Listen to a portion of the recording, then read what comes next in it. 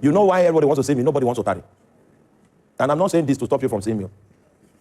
I'm not saying this to stop. I'm just saying that let us add tarry into this matter. Everybody has left. They've gone back to our father's house. The reason why it happened like that is because nobody is tarrying. All of you people are sitting down hoping that something good will happen. Meanwhile, there are altars that are regulating the lives of these people. Nobody wants to tarry. They want to make the pastor a Superman. So when he comes, he can press button and say, Galaboko, Galakoko, Gaya, Kakakakakaka. That is what they want to make a pastor. That's why they have gone to join themselves with Satan because, tell your neighbor, tarry. So when I went for youth service, I made up my mind before I departed for Kano. That I will pray the way I've never prayed before, I will fast the way I've never, and I will give the way I've never given. That was my resolve. In order to help me keep my vow, when I got to camp, they stole my meal ticket. So the possibility of going back on my promise did not exist because the options were not many. May your meal ticket. They stole my meal ticket the first night upon my arrival at the camp. So my fasting started almost immediately. Those were the days where and batch B. Batch A will come to camp in January, and batch B will come to camp in July. So we came to camp in January. The temperature of camp was 11 degrees in the night. Now, do you know what it feels like? You want to begin a prayer adventure, and then the temperature now drops to 11 degrees. The meaning of 11 degrees is that it's very convenient for sleeping. If you don't have something that is more than a New Year resolution, the circumstances will not be able to fulfill your vow. So I began to push in prayer, began to push in fasting, began to push. Those were the days when camp was 30 days. And after 30 days, we were released. I got to the place where my accommodation was, and I continued in my prayer and fasting. The place was conducive. I found a hill. That is where I used to climb for my prayer. So when I come back from work, sometimes I come back from work by 5, I climb the mountain. I come back from the mountain by 11, sometimes 12 midnight, some other times. And I maintained it on a daily basis. So I was praying for January, prayed February, prayed March, prayed April, prayed May, prayed June. In June, God now told me, it was very clear. He said, I can see you. So I got angry. I said, I've been praying since January. You know why? I was not trained.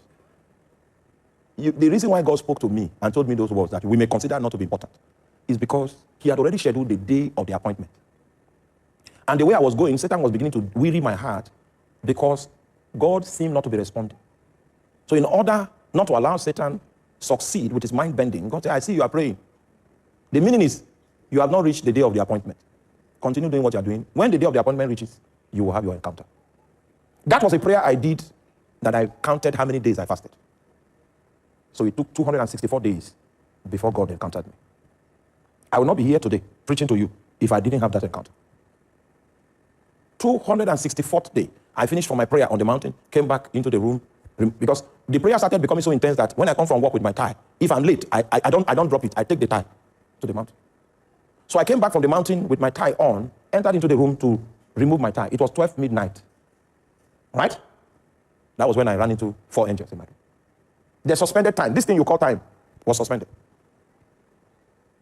I was going into the past and into the future. They were taking me into the past and into the future, into the past and into the future. They left me by 3 a.m. in the morning. What I'm telling you is on the 20th of October, 2001. 20th of October, 2001. 21st of October, 2001. I came again, dropped my things, began to pray in tongues in the room. This time now, to go to the mountain, I've not gone. I came to the room, changed, to go to the mountain, then they stopped me. I was in that room until 3 a.m. in the morning, from 6 p.m. in the evening. It was in that second encounter that I knew that the place of my primary assignment was the city of Makot. Are you there? That's how divine direction came to me. When you start with a vow.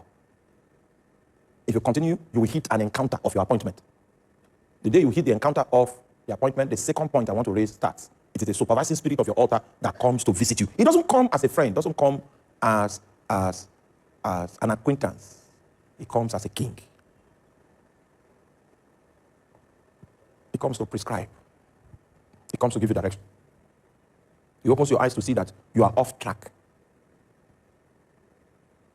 Are you there? So the human attendant must commence his assignment of priesthood with a solemn vow.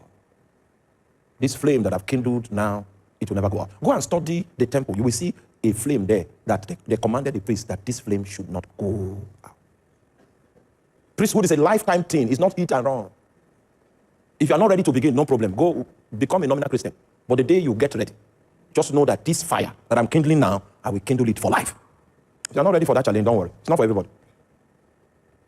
264 days before God came. Sorry, it's not God that came, it's angels that came. When I started encountering angels, I was so happy because my power ministry now started at that point. I preached for 5 years with power. Before it occurred to me that it was not angels I was praying to encounter. It was Jehovah I was praying to encounter. So I repented. Are you there? And came back. You will encounter many things when you begin to do your prosperity can even fall upon you suddenly.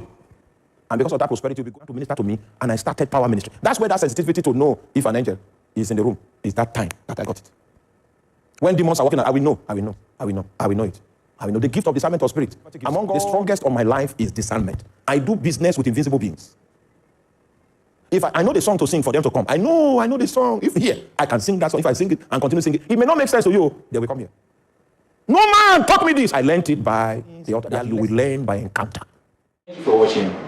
If this video has helped you, don't forget to comment, like, share, and subscribe. And also, turn your notification bell so that you get notified when we post our new videos. Thank you.